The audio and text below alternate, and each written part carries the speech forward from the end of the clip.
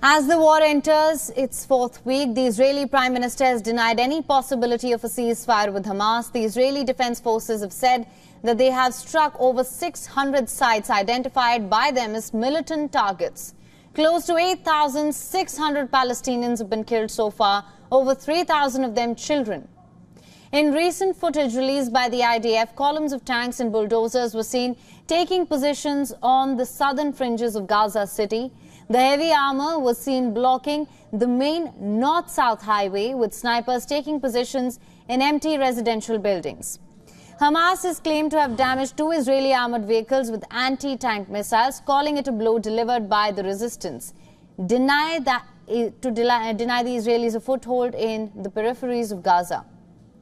In further escalations along the Israel-Lebanon border, Lebanon's Hezbollah has claimed to have downed an Israeli drone. The Israeli military also claimed to have struck Syrian military infrastructure in response to the rocket launches from inside Syrian territory. Following in the footsteps of his American allies, Prime Minister Netanyahu doubled down on John Kirby's rejection of a ceasefire, stating that Israel's ground offensive stood more chance of securing the release of over 200 hostages currently being held by Hamas. And we continue to urge both sides. Just as the United States would not agree to a ceasefire after the bombing of Pearl Harbor or after the terrorist attack of 9/11, Israel will not agree to a cessation of hostilities with Hamas after the horrific attacks of October 7th.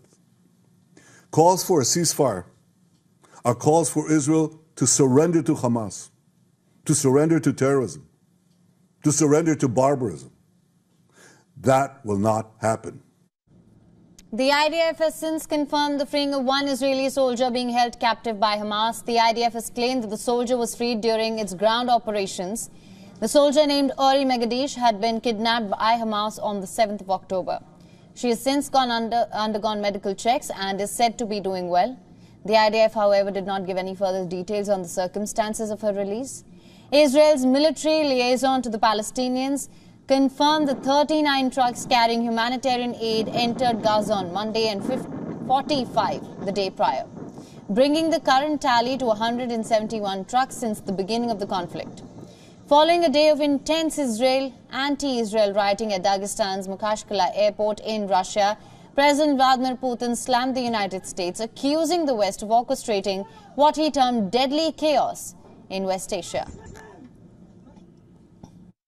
На недавней встрече с лидерами религиозных объединений, как вы знаете, говорил уже о попытках использовать драматическую ситуацию на Ближнем Востоке, другие региональные конфликты против нашей страны, против России, для дестабилизации и раскола нашего многонационального и многоконфессионального общества. Для этого применяют самые разные средства, как мы видим, и ложь, и провокации, и изощренные технологии психологической и информационной агрессии.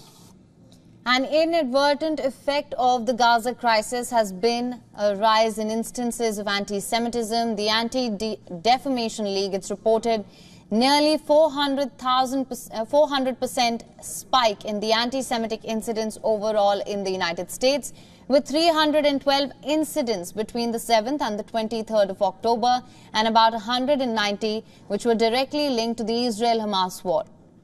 The Biden administration, it's now come out to express concerns over the reports of anti-Semitic threats at Cornell University arising from the Gaza crisis.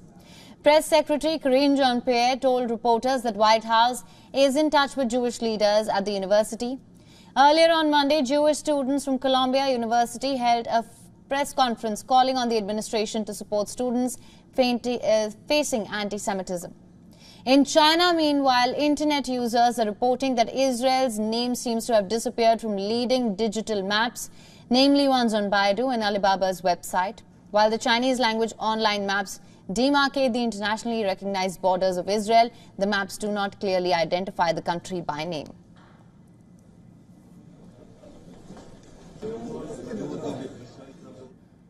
WION is now available in your country. Download the app now. Get all the news on the move.